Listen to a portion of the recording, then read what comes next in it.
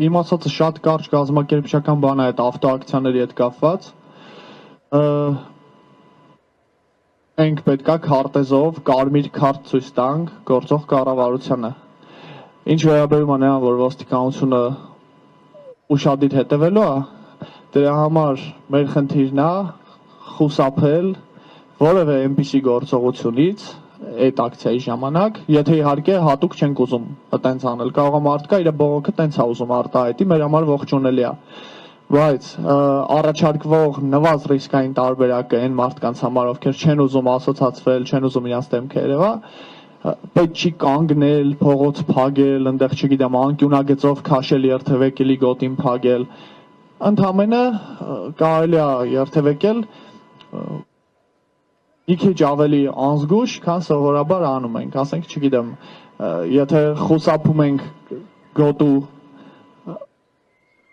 հատման պահը երկարացնելու ստենց կտրուկ ենք անում, կարանք մի քիչ ավելի ստենց սահուն անենք դա, եթե հնարավորություն կա քշելու 40 կմ/ժ-ով, աչքի չի ընկնի այն փաստը, որ մենք 20 կմ/ժ արագությամբ ենք քշում։ Խոսքը այս կարգի ստենց փոքր գործողություններով պրոբլեմ ստեղծելու մասին է կառավարության, ոստիկանության համար։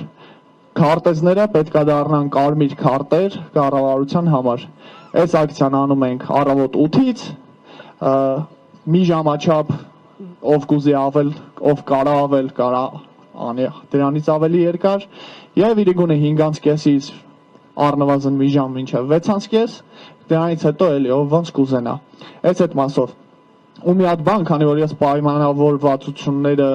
հռչակված սկզբունքները պահելու խիստ կողմնակից եմ, ես էլի մի անգամ շեշտեմ, որ մեր 5 հռչակված կարևոր նպատակներից առաջինը դա ինքնիշխանությունն է։ Ինքնիշխանություն նշանակում է բավարար ազատություն,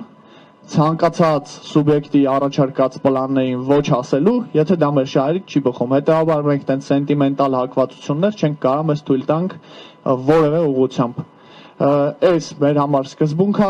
ես մենակ այդ օրակարգով որ պատրաստ եմ առաջ շարժվեմ։ Դաշնակիցները միշտ կարանք գտնենք, դաշնակիցները կարան միշտ փոխվեն, բայց մեր պետությունը պետք է մնա հավերժ, ու մենք պետք է ունենանք ինքնիշխանություն, որ կարողանանք այդ փոփոխությունների ժամանակ պինդ կանգնենք։ Այսքանը։ Հիմա ավելի տենց կլոր շարվելու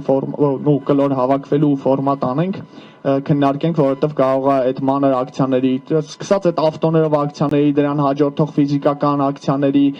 կազմակերպման հետ կապված, իրազեկման, համալսարաններում, այնտեղ չգիտեմ, ավտոբուսներում եւ այլն, կարող է կազմակերպչական իդեաներ կան, որոնք մարդիկ պատրաստ են անձամբ անել, կամ որ օրինակ ասում են դե անձամբ չեմ կարա, բայց եթե մի քիչ ավել ռեսուրս լինի, կարելի է տենց անել։ Այս փուլի համար մեր վիճակը սաղը ստենում ենք, գիտենք ինչ պոտենցիալ ունենք,